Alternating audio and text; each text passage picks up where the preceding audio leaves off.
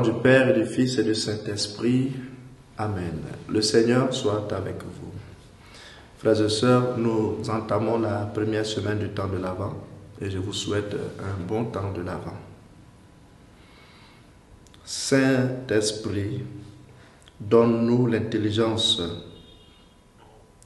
que ton précieux prix nous dote de clairvoyance, nous prévienne de l'errance. Amen. Évangile de Jésus-Christ selon saint Matthieu.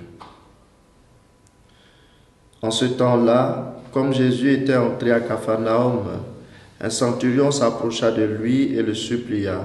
« Seigneur, mon serviteur est couché à la maison, paralysé, et il souffre terriblement. » Jésus lui dit, « Je vais aller moi-même le guérir. » Le centurion reprit, « Seigneur, je ne suis pas digne que tu entres sous mon toit, mais dis seulement une parole et mon serviteur sera guéri. Moi-même qui suis soumis à une autorité, j'ai des soldats sous mes ordres. À l'un je dis va et il va, à un autre viens et il vient, et à mon esclave fais ceci et il le fait. » À ces mots, Jésus fut dans l'admiration et dit à ceux qui le suivaient, « Amen, je vous le déclare, chez personne en Israël, je n'ai trouvé une telle foi. Aussi, je vous le dis, beaucoup viendront de l'Orient et de l'Occident et prendront place avec Abraham, Isaac et Jacob au festin du royaume des cieux. » Acclamons la parole de Dieu.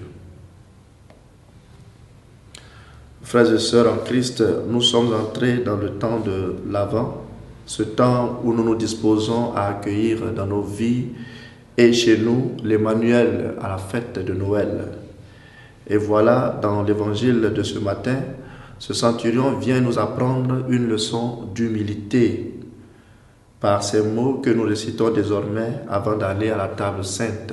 « Seigneur, je ne suis pas digne de te recevoir. » Mais ce sont aussi des paroles de foi. Dis seulement une parole et mon serviteur sera guéri. Humilité et foi. Telles sont les attitudes que nous devons cultiver en nous alors que nous attendons le Messie qui vient chez nous. C'est Dieu que nous nous apprêtons à recevoir et chez nous n'est pas assez digne pour le recevoir. Néanmoins, il faut bien le préparer en toute humilité et préparer son cœur en le débarrassant de tout ce qui est encombrant et indigne pour le recevoir. En demandant à Jésus de dire juste une parole pour que son serviteur guérisse, le centurion exprime une grande confiance au pouvoir de Jésus en ses capacités. Puissions-nous aussi espérer croire à la puissance de Jésus devant nos difficultés et prier avec détermination et optimisme, car nous aussi, il peut nous exaucer. N'a-t-il pas dit que beaucoup viendront et prendront place au festin du royaume? Qu'il nous donne d'attendre sans faiblir sa venue dans nos vies pour nous exaucer et nous sauver. Et que le Seigneur nous bénisse, le Père, le Fils et le Saint-Esprit.